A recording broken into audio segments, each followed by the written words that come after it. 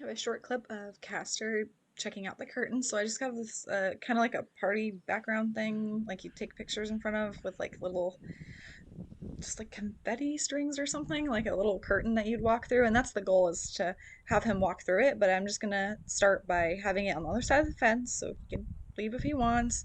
And I'm just gonna pick it up a little bit and kind of see what he thinks about it.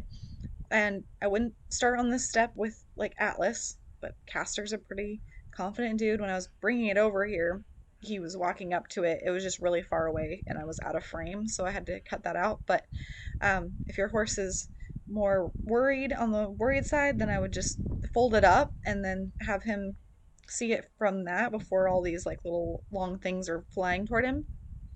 Also be careful of that, because you don't want the wind like blowing in the curtain to hit the horse and scare them. So fold it up, and then you might have to move to like the other side of the pen if the wind's blowing toward him, just so it doesn't blow toward him and scare him. But Castor's pretty confident, so he's okay with this process. And you can tell like he's not moving away, he's chewing, he's like alert, but he's not super tense, he's not leaning away. He doesn't have his neck really high. He's reaching to look at the curtain, so those are all really good signs. I'm just kind of holding it up and getting it a little bit closer each time.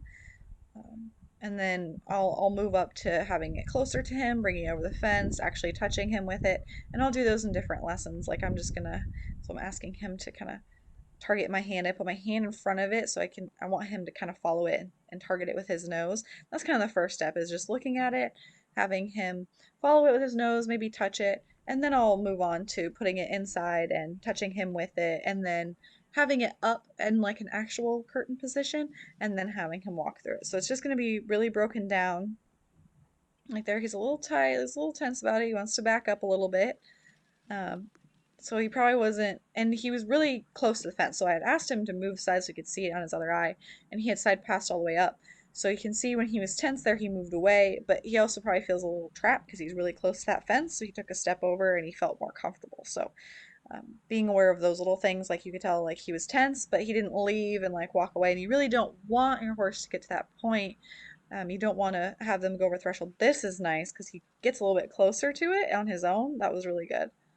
So I like that. But just those subtle little things you got to pay attention to, because I really don't want him to leave. I don't want him to jump. I didn't really want the step away, but you want to have that subtle communication so you know you're not over facing your horse. So all that's really important to pay attention to.